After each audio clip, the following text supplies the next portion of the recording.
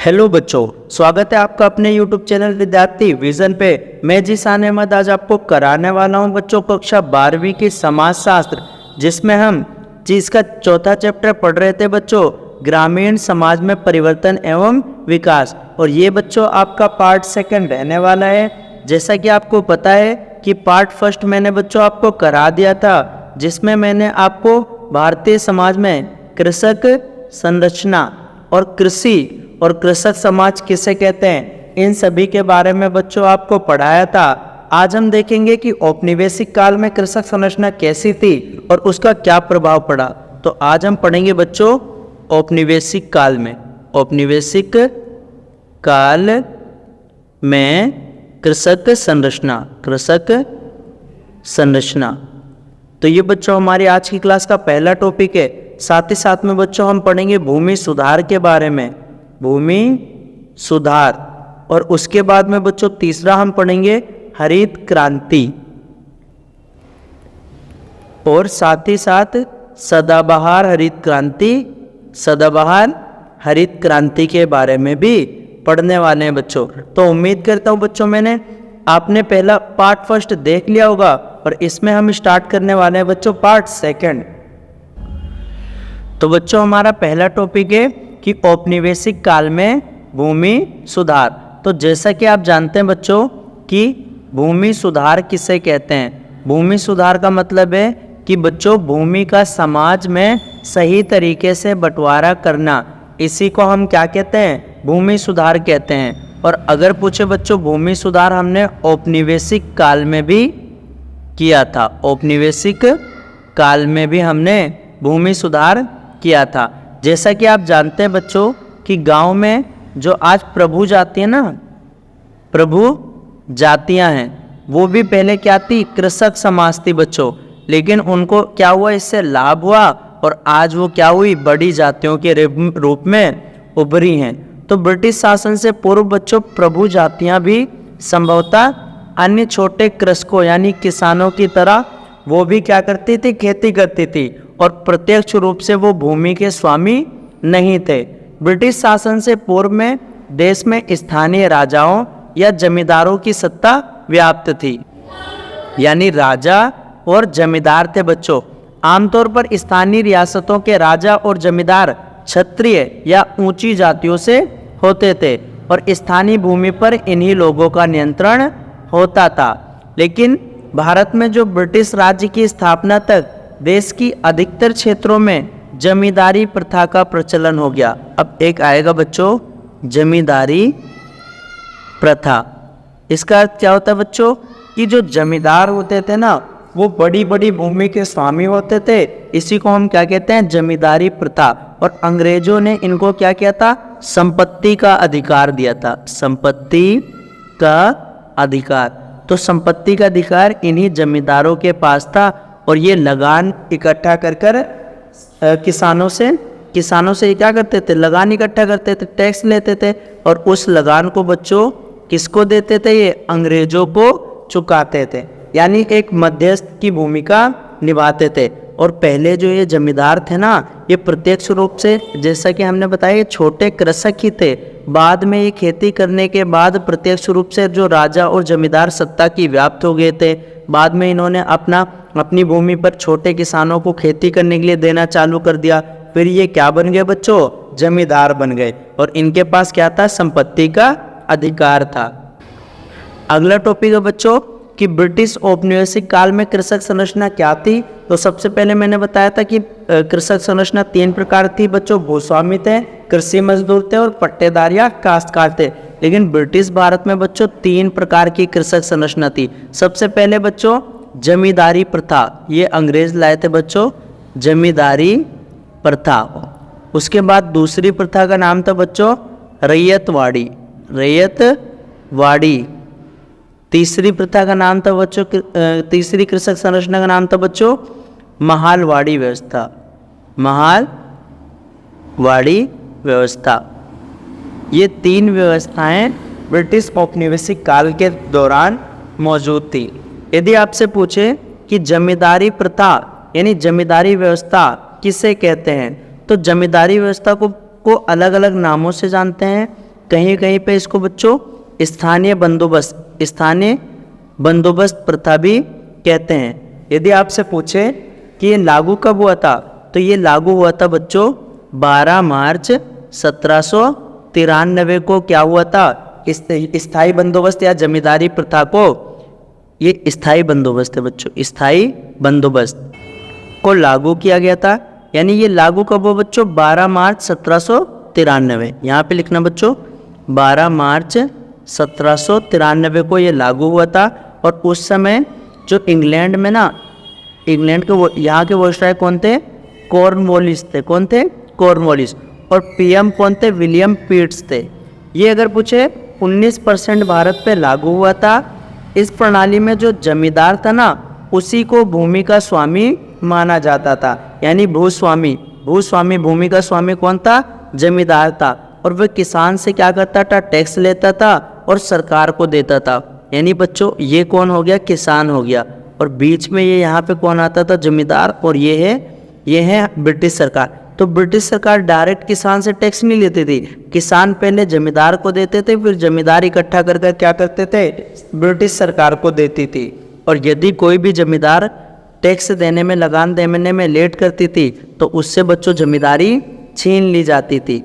तो जमींदार क्या करता था? किसान से टैक्स लेकर सरकार को देता था, तथा भूमि संबंधी सभी अधिकार उसी जमींदार के पास में थे। तो जमींदार द्वारा उन कृषकों या काश्तकारों या पट्टेदारों को हटा दिया जाता था जो कम लगान यानी रेंट देते थे।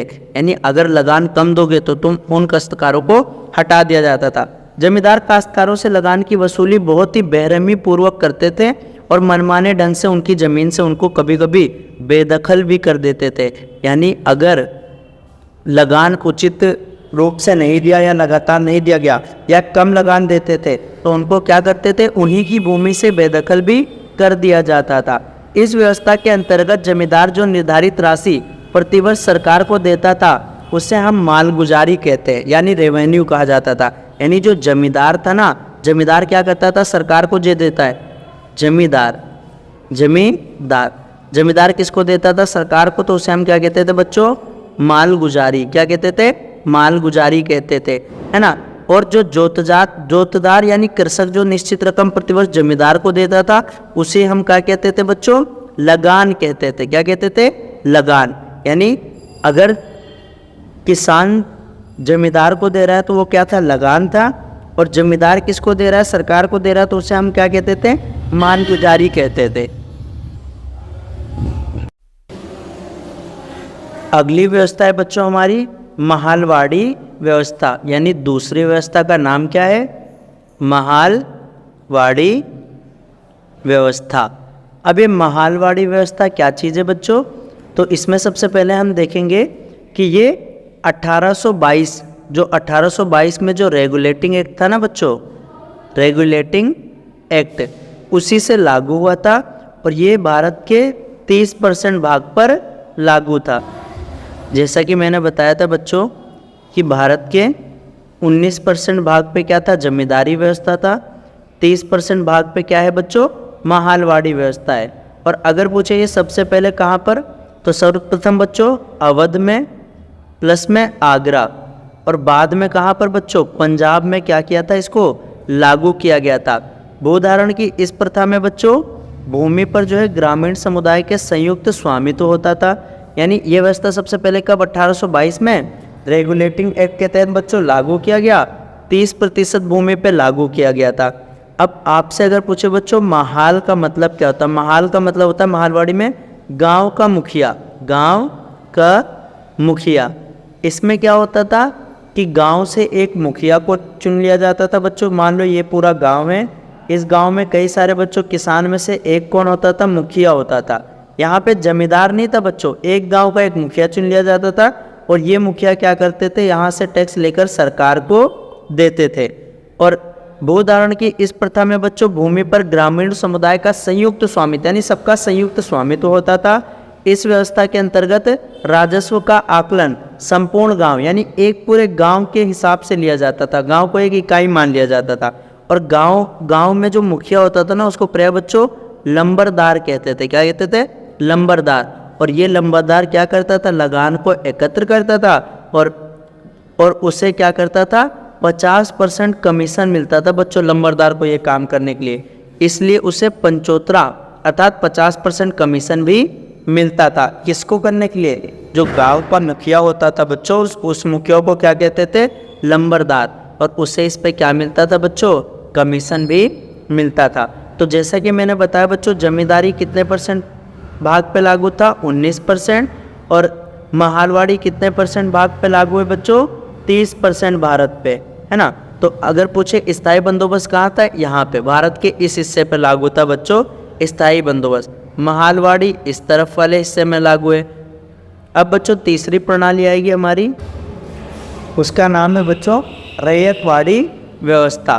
तो रैयतवाड़ी व्यवस्था क्या है बच्चों, रैयतवाड़ी, रैयत का शाब्दिक अर्थ होता है बच्चों किसान, यानी रैयत का मतलब क्या होता है, किसान, और इस व्यवस्था में किसान जो है डायरेक्ट सरकार को टैक्स देता था। इसी को हम क्या कहते हैं, रैयतवाड़ी व्यवस्था कहते हैं। अगर पूछे बच्चों, इस व्यवस्था को 1820 में मद्रास के जो गवर्नर थे ना, थॉमस मुनरो ने संपूर्ण मद्रास और मुंबई में लागू किया था। यानी ये व्यवस्था कब लागू हुई थी बच्चों, 1820 में, और किसने लागू कराई थी, थॉमस मुनरो ने। किसने लागू किया, थॉमस मुनरो ने।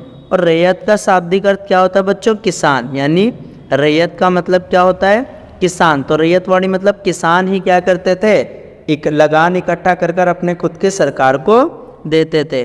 कभी कभी रैयत को पट्टेदार भी कहा जाता था। रैयत कर का भुगतान सीधे सरकार को, यानी इसमें सीधे सरकार को करते थे, कोई भी बिचौलिया नहीं था। और जब रैयत भूमि पर राज्य को नियमित रूप से कर देता था, यानी नियमित रूप से वो कर देता था, उसे बेदखल नहीं किया जाता।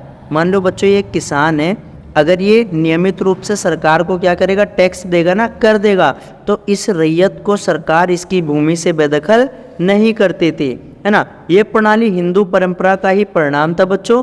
इसका प्रचलन मुंबई, बरार और मध्य भारत में भी था। तो और अगर पूछे बच्चों आपसे कि ये कितने परसेंट भारत पे लागू थी, ये 51% भारत पे लागू थी। दोबारा देखो बच्चों, ये भारत का मैप है, यहाँ पे तो क्या है, स्थायी बंदोबस्त है, यहाँ पे क्या है, महालवाड़ी है, और इस तरफ आपका आ जाता है बच्चों रैयतवाड़ी व्यवस्था। तो जैसा कि हमने देखा बच्चों, ब्रिटिश काल में कृषक संरचना सबसे पहले क्या था बच्चों, जमींदारी प्रथा। जमींदारी प्रथा यानी जमींदार भूमि का स्वामी होता था बच्चों, और यही क्या करता था, टैक्स लेता था। जमींदार एक गांव या कई सारे गांव का हो सकता था बच्चों, और ये सरकार को टैक्स लेकर देता था। अगर पूछे जमींदारी व्यवस्था कब लागू हुआ बच्चों, तो 12 मार्च 1793 में, और किसके प्रयास से बच्चों, कॉर्नवालिस। कौन थे बच्चों, कॉर्नवालिस की वजह से। और ये बच्चों कितने परसेंट भारत पे लागू था, 19% भारत पे लागू था। इसमें कृषक डायरेक्ट नहीं, कृषक जमींदार को देते थे बच्चों, और कृषक जो जमींदार को देते थे उसे हम क्या कहते थे, लगान कहते थे, और जो जमींदार देता था बच्चों उससे हम क्या कहते थे, मालगुजारी। क्या कहते थे, मालगुजारी कहते थे। दूसरी व्यवस्था थी बच्चों महालवाड़ी। कौन सी थी, महालवाड़ी व्यवस्था। महाल यानी गांव का मुखिया होता था बच्चों, और ये मुखिया, इसको हम प्रायः लंबरदार नाम से जानते थे। ये कमीशन लेता था बच्चों, 50% इसको कमीशन मिलता था, क्योंकि ये गांव का मुखिया होता था, और गांव के मुखिया, एक गांव का एक मुखिया होता था, और वो किसको टैक्स देता था बच्चों, सरकार को टैक्स देता था।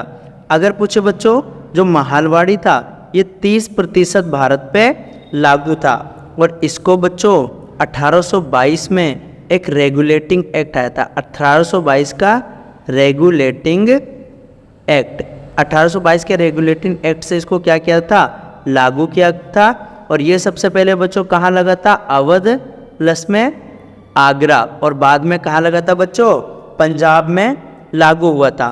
तीसरा आता है बच्चों हमारी रैयतवाड़ी व्यवस्था। रैयतवाड़ी व्यवस्था, तो रैयत का अगर पूछे बच्चों शाब्दिक अर्थ क्या होता है, किसान। रैयत का शाब्दिक अर्थ क्या होता है बच्चों, किसान होता है। और रैयतवाड़ी 51% भाग पे बच्चों लागू था। सबसे पहले बच्चों अगर पूछे कब, 1820 में मद्रास के जो गवर्नर थे ना बच्चों, टॉमस मुनरो ने इसको क्या किया था बच्चों, लागू करवाया था। और इसमें किसान डायरेक्ट क्या करते थे, किसान सीधे सरकार को टैक्स देते थे। तो मैप में ध्यान रखना बच्चों, मैप में सबसे पहले स्थायी बंदोबस्त 19% भारत पे, उसके बाद आएगा महालवाड़ी बच्चों 30% भारत पे, और उसके बाद आता है बच्चों हमारा रैयतवाड़ी यानी 51% भारत पे लागू था।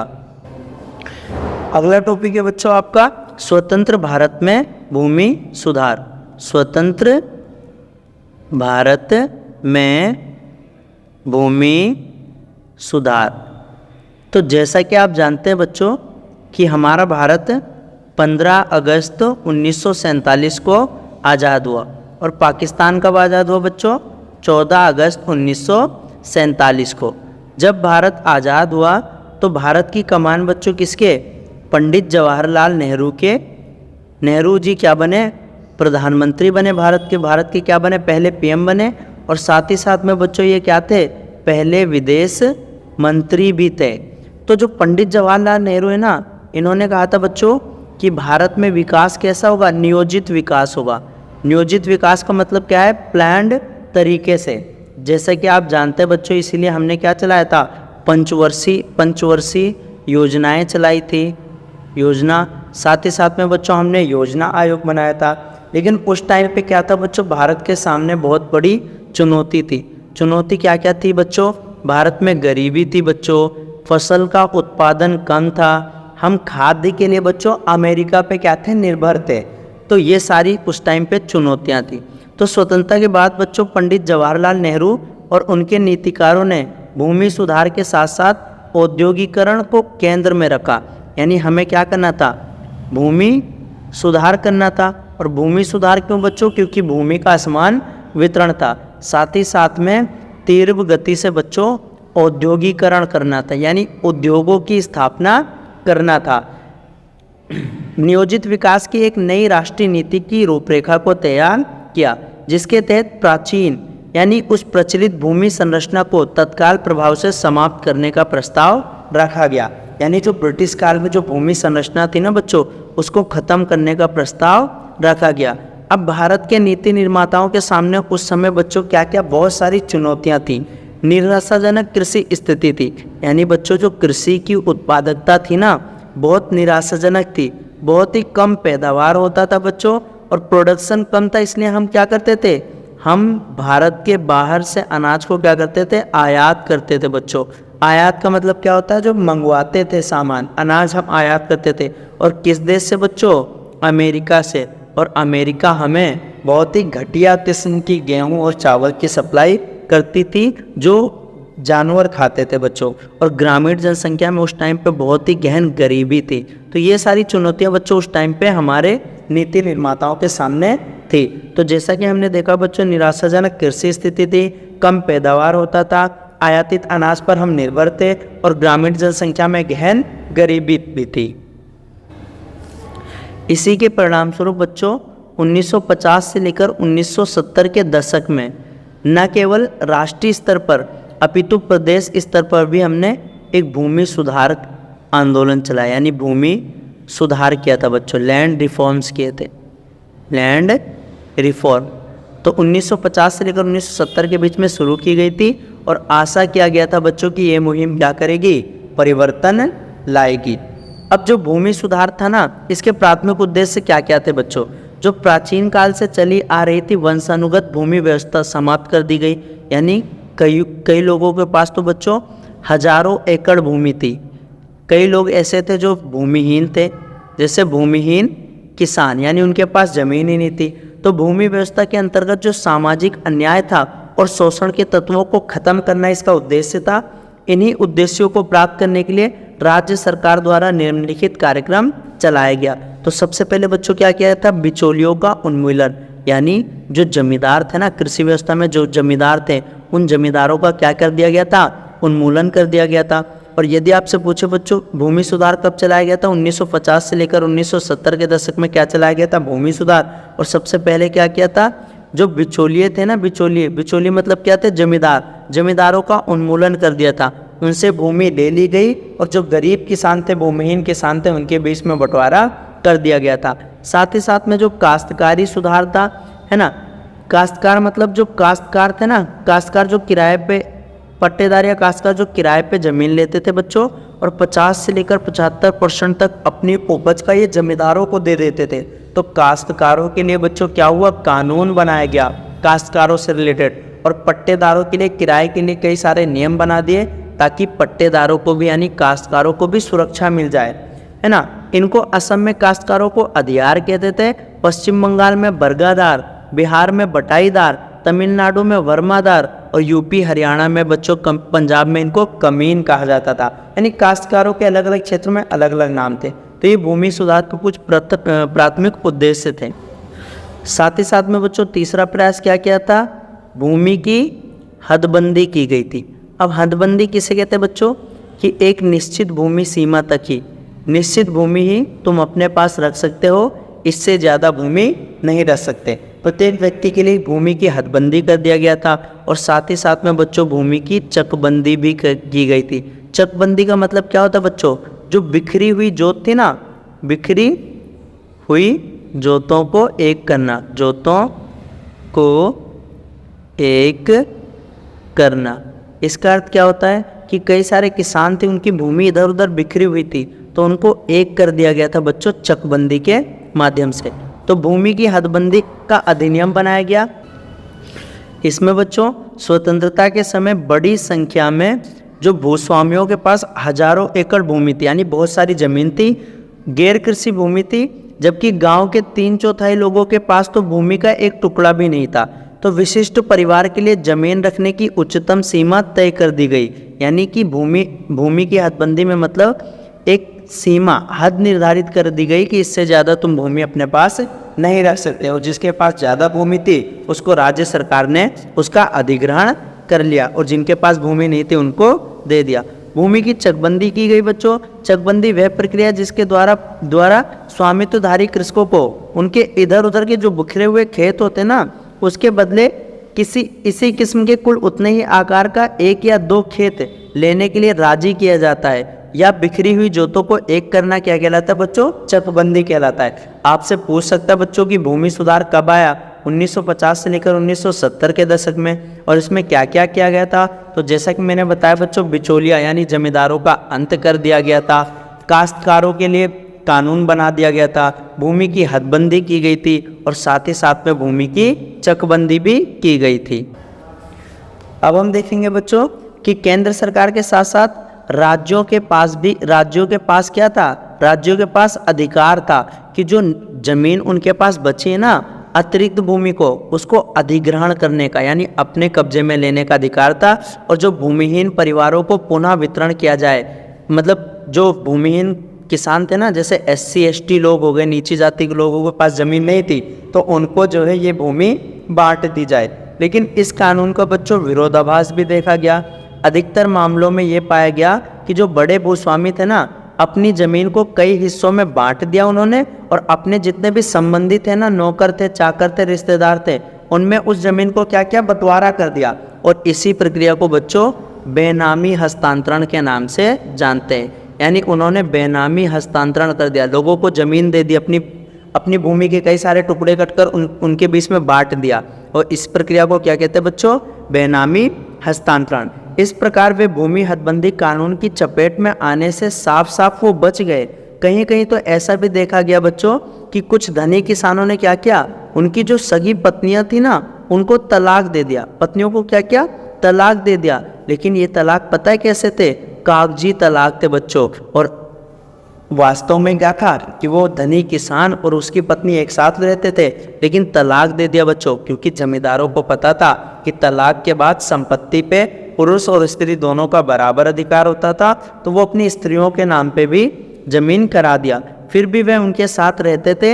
इस तरह भूमि की हदबंदी अधिनियम के प्रावधान उन पर लागू नहीं हो पाते थे, क्योंकि तलाकशुदा जो स्त्री होती है ना, उसको भी भूमि में बराबर का हिस्सा मिलता है। तो इस प्रकार हमने देखा बच्चों कि कैसे जमींदारों ने क्या किया, इसका विरोध किया भूमि सुधार कानून का, और साथ ही साथ में इसके कई सारे विरोधाभास निकाल लिए। जैसे अपनी पत्नियों को तलाक दे दिया और बेनामी हस्तांतरण करवाया।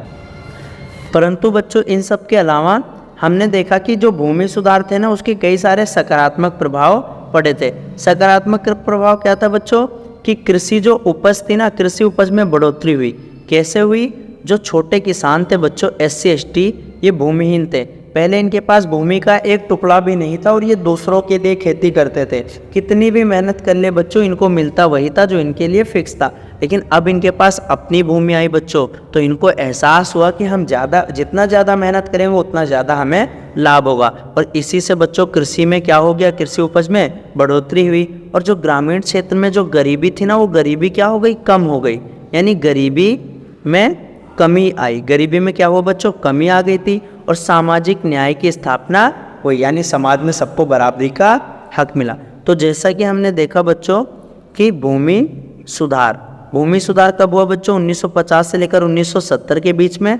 और इसमें राज्य सरकार को अधिकार था कि भूमि जिसके पास ज़्यादा है उसको अधिग्रहण कर ले।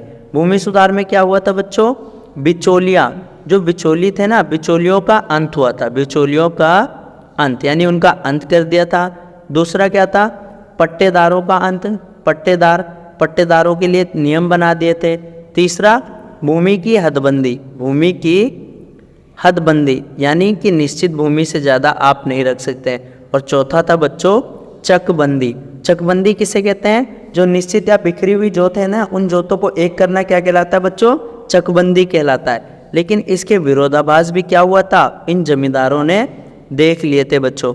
विरोधाभास में क्या आएगा बच्चों कि पत्नी को क्या किया था, तलाक दिया था। लेकिन वो तलाक कैसा था, कागजी तलाक था। साथ ही साथ में क्या किया था इन्होंने, बेनामी हस्तांतरण किसे कहते हैं कि बिना जल्दबाजी में अपनी भूमि को अपने रिश्तेदारों में बांट देना क्या कहलाता है बच्चों, बेनामी हस्तांतरण। अगला महत्वपूर्ण टॉपिक है बच्चों आपका हरित क्रांति। इसी को हम बच्चों क्या बोलते हैं, ग्रीन रिवोल्यूशन। क्या बोलते हैं बच्चों, ग्रीन रिवोल्यूशन बोलते हैं।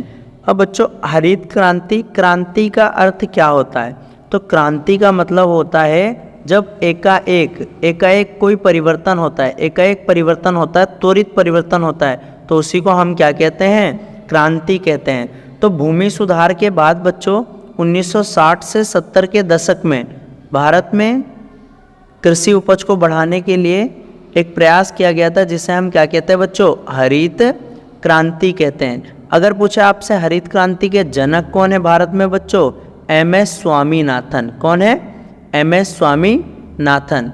लेकिन यदि आपसे विश्व में पूछे हरित क्रांति के जनक कौन है, तो नॉर्मन बोरलुग है। कौन है, नॉर्मन बोरलुग। और भारत में कौन है, MS स्वामीनाथन। हरित क्रांति से बच्चों केवल 2 ही फसल लाभान्वित हुई थी, इसका नाम था गेहूं और चावल। और इसमें क्या किया गया था, तो HYV बीजों का प्रयोग किया गया था, यानी उच्च उत्पादकता वाली बीजों का प्रयोग किया गया था। तो भूमि सुधार के सीमित प्रभावों के विपरीत 1960 से 70 में हरित क्रांति कब आई थी, 1960 से 70 के दशक में आई थी। भारत में प्रभावशाली परिवर्तन हुए। भारत में हरित क्रांति की शुरुआत वैसे 1967 से 68 के बीच में हुई थी, 1967 से 68 में हुई थी। और MS स्वामीनाथन को इसका जनक माना जाता है। तो भारत में जनक कौन है, MS स्वामीनाथन। हरित क्रांति से अभिप्राय देश के जो सिंचित और असिंचित कृषि क्षेत्रों में अधिक उपज देने वाले बीज यानी HYV seeds, high yielding variety of seeds का उपयोग कर जो फसल के उत्पादन है ना, उस उत्पादन में क्या करना बच्चों, वृद्धि करना। और कृषि क्षेत्र में यह तकनीक एकाएक आई थी, यानी अचानक से आई थी, इसलिए इसका विकास है ना, इसका विकास हुआ और थोड़े ही समय में इसने आश्चर्यजनक परिणाम निकले कि देश की योजनाकारों, कृषि विशेषज्ञों तथा राजनीतिज्ञों ने इसका अप्रत्याशित प्रगति को ही हरित क्रांति की संज्ञा प्रदान कर दी। इसके फलस्वरूप क्या हुआ था बच्चों, जो भारतीय कृषि थी ना, वो निर्वाह कृषि से ऊपर उठकर आधिक के स्तर पर आ चुकी थी। पहले हम क्या करते थे बच्चों, इतना ही उत्पादन होता था जिससे हम स्वयं खा सके, पेट भर सकें। ऐसा भी नहीं था, हम बाहर से अमेरिका से आयात करते थे अनाज को। लेकिन हरित क्रांति के फलस्वरूप क्या हुआ, हमारे पास अनाज अधिक हो गया, यानी ज़्यादा होने लगा। लेकिन बच्चों ये केवल उन क्षेत्रों में ही लागू थी जहाँ सिंचाई का समुचित प्रतिबंध था और मुख्य रूप से सिर्फ गेहूं और चावल जैसे फसल इसमें लाभान्वित हुए थे। तो जैसा कि आपने देखा बच्चों, मैंने आपको पढ़ाया हरित क्रांति के बारे में। क्रांति क्यों कहते हैं? क्योंकि एकाएक आई थी, 1960 और से 70 के दशक में आई। एग्जैक्ट डेट पूछे बच्चों 1967 से 68 में आई। अगर पूछे भारत में इसके जनक कौन है हरित क्रांति के? MS स्वामीनाथन। और अगर पूछे बच्चों विश्व में हरित क्रांति के जनक कौन है? नॉर्मन बोरलुगे। कौन है बच्चों? नॉर्मन बोरलुग। विश्व में हरित क्रांति के जनक कौन है? नॉर्मन बोरलुगे। अगर आपसे पूछे बच्चों जो हमारी हरित क्रांति है ना, इसमें मुख्य रूप से सिर्फ गेहूं और चावल जैसी फसलें ही लाभान्वित हुई थी, और ये कुछ ही क्षेत्रों में था बच्चों, जैसे पंजाब हो गया, हरियाणा हो गया। पंजाब, हरियाणा, तटीय आंध्र प्रदेश, इन्हीं क्षेत्रों में बच्चों लागू हुई थी। और इसमें क्या हुआ था? उच्च उत्पादकता वाले बीज यानी HYV सीड्स का बच्चों इस्तेमाल किया गया था। तो ये कृषि आधुनिकीकरण का बच्चों एक सरकारी कार्यक्रम था और अंतर्राष्ट्रीय संस्थाओं द्वारा इससे आर्थिक सहायता प्रदान की गई थी। अधिक उत्पादकता वाले संकर बीज यानी HYV सीड्स का इस्तेमाल किया गया था। साथ ही साथ में कीटनाशक और खाद और सिंचाई के लिए बच्चों ट्यूबवेल और कई सारी योजनाओं के माध्यम से इसका विकास किया गया था। इसका परिणाम क्या हुआ बच्चों? तो हरित क्रांति की जो प्रथम लहर थी ना, वो पंजाब, पश्चिमी उत्तर प्रदेश, तटीय आंध्र प्रदेश, यानी इससे क्या हुआ था बच्चों? कुछ ही क्षेत्रों को लाभ मिला था, यानी हर जगह नहीं मिला था। और कुछ ही फसल, जैसे बच्चों सिर्फ गेहूं और चावल जैसी फसलें ही क्या हुई थी? लाभान्वित हुई थी। लेकिन बच्चों हरित क्रांति के सकारात्मक प्रभाव भी थे। तो सकारात्मक प्रभाव में जैसा कि हम देख सकते हैं बच्चों कि दशकों के बाद खाद्यान्न में हम क्या हो गए थे? आत्मनिर्भर हो गए थे। पहले हम बच्चों अमेरिका से क्या करते थे? अनाज का आयात करते थे। बाद में हरित क्रांति के बाद बच्चों हम क्या हो गए थे? आत्मनिर्भर हो गए थे खाद्यान्न उत्पादन में, है ना। साथ ही साथ में बच्चों इससे क्या हुआ था? जो किसान थे ना, किसान यानी कृषक, उनके जीवन की स्थिति में सुधार हुआ था बच्चों। भारत में गरीबी खत्म हो गई थी और जो कृषि था ना, वो उद्योग से जुड़ गया था बच्चों, यानी कृषि उद्योग एक दूसरे से जुड़ गए थे। और साथ ही साथ में क्या हुआ था? इससे रोजगार की भी प्राप्ति हुई थी। लेकिन अगर पूछे बच्चों मूल रूप से हरित क्रांति जो था ना, नई तकनीक का फायदा केवल बड़े और जो मध्यम किसान थे ना, जिनको जानकारी थी, जिनके पास अधिक पैसा था, उन्होंने इसका इस्तेमाल किया था बच्चों। तो इसीलिए हम इसमें पढ़ेंगे कि हरित क्रांति के सकारात्मक प्रभाव के साथ साथ कुछ नकारात्मक प्रभाव भी थे। तो इसके कारण अंतर प्रादेशिक और अंतर प्रादेशिक विषमता बढ़ी थी बच्चों। इसका मतलब क्या होता है कि हरित क्रांति के कारण कुछ प्रदेश जैसे पंजाब और हरियाणा, ये क्या हो गए थे बच्चों? अमीर हो गए थे। लेकिन बिहार, आंध्र प्रदेश, ये राज्य क्या हुए थे? गरीबी रेखा के नीचे ही रहे थे, यानी पिछड़े हुए रहे थे। जो सिंचित क्षेत्र थी बच्चों, केवल हरित क्रांति वहीं पे लागू हुई थी। असिंचित क्षेत्र के उत्पादकता में अंतर आ गई थी। सभी फसलें इससे लाभान्वित नहीं हुई थी। केवल कौन सी हुई थी बच्चों? गेहूं हुई थी और चावल हुई थी, है ना। मृदा का प्रदूषण, जैसा कि मैंने बताया बच्चों कि इसमें कीटनाशकों का इस्तेमाल किया गया था, उर्वरकों का इस्तेमाल किया गया था। इसी की वजह से बच्चों हमारी जो भूमि थी ना, वो प्रदूषित होती चली गई थी। और सिंचाई, अत्यधिक सिंचाई के कारण जो जल स्तर था ना, भूमि का जल स्तर, उसमें भी कमी, और साथ ही साथ में अनेक समस्याएं हमें देखनी पड़ी थी। तो ये था बच्चों हरित क्रांति। हरित क्रांति के सकारात्मक और नकारात्मक प्रभाव आपसे जरूर पूछता है। ऐसे पूछेगा बच्चों आपसे एग्जाम में कि हरित क्रांति किसे कहते हैं, और हरित क्रांति के सकारात्मक और नकारात्मक यानी पॉजिटिव और नेगेटिव इम्पैक्ट्स को बताओ। तो उम्मीद करता हूँ बच्चों आपको हरित क्रांति अच्छे से समझ में आ गया होगा। अब हम पढ़ेंगे बच्चों कि हरित क्रांति की सफलता को देखते हुए द्वितीय हरित क्रांति की मांग बहुत तेजी से बढ़ने लगी थी। द्वितीय हरित क्रांति, या इसी को बच्चों हम क्या कहते थे? सदाबहार हरित क्रांति। तो जो सदाबहार हरित क्रांति थी बच्चों, या जो द्वितीय हरित क्रांति थी, जो इसकी अवधारणा थी ना, ये कृषि पौष्टिक विकास को ध्यान में रखकर रखा गया था। और हमारी जनसंख्या बच्चों धीरे धीरे बढ़ती जनसंख्या के कारण उस टाइम के बच्चों जो हमारे पूर्व राष्ट्रपति थे ना, APJ अब्दुल कलाम ने इसकी तत्काल आवश्यकता बताई बच्चों। और यहाँ पे बच्चों इन्होंने कहा था कि इस बार मिट्टी से लेकर विपणन तक सभी पहलुओं का समावेश किया जाएगा। यानी हरित क्रांति की तरह सिर्फ फसलों पर ही ध्यान नहीं दिया जाएगा, मिट्टी की उर्वरता, उत्पादकता से लेकर फसल बोने, कटने और बाजार में बेचने तक की सारी सुविधाएं इसमें होगी। और MS स्वामीनाथन ने बच्चों कहा था कि हरित क्रांति को देखते हुए, किसने? MS स्वामीनाथन ने कहा हरित क्रांति की सफलता को देखते हुए जो सदाबहार हरित क्रांति है ना, उसको लाना जरूरी है ताकि हमारे देश के उत्पादन को 210 मीट्रिक टन से लेकर बच्चों 420 मीट्रिक टन पे पहुंचाया जा सके। यानी द्वितीय हरित क्रांति की अवधारणा कृषि पोषणीय विकास को ध्यान में रखकर दी गई थी ताकि कृषि उत्पादन में लंबे समय तक निरंतर वृद्धि हो सके। और देश में बढ़ती हुई जनसंख्या के परिप्रेक्ष्य भूतपूर्व राष्ट्रपति APJ अब्दुल कलाम ने द्वितीय हरित क्रांति की हमें तत्काल आवश्यकता बताई थी। और इसमें मिट्टी से लेकर बच्चों विपणन तक के सभी पहलुओं का समावेश किया जाना चाहिए। MS स्वामीनाथन ने कहा हरित क्रांति की सफलता के बाद अब सदाबहार हरित क्रांति यानी एवर ग्रीन रेवोल्यूशन लाना ताकि देश के उत्पादन को 210 मीट्रिक टन से लेकर 420 मीट्रिक टन तक किया जा सके। तो ये था बच्चों आपका हरित क्रांति के बाद द्वितीय हरित क्रांति। तो आज की वीडियो में बच्चों बस इतना ही। उम्मीद करता हूँ कि आपको हमारा ये वीडियो समझ में आया होगा। सारे टॉपिक बच्चों मैंने अच्छे से कराए हैं, जिसमें बच्चों मैंने इस पार्ट 2 में आपको ब्रिटिश काल में कृषक संरचना, जो ब्रिटिश काल में जो कृषक संरचना, ब्रिटिश काल में जो कृषक संरचना है बच्चों, उसके बारे में कराया, जिसमें हमने जमींदारी प्रथा, रैयतवाड़ी और महालवाड़ी के बारे में पढ़ा। दूसरा बच्चों स्वतंत्र भारत में जो नीति निर्माता थे उनके सामने क्या क्या चुनौतियां थी उसके बारे में बता दिए बच्चों। तीसरा मैंने आपको बताया भूमि सुधार के बारे में, भूमि सुधार क्या था बच्चों उसके बारे में अच्छे से बताया, 1950 से 70 में आया।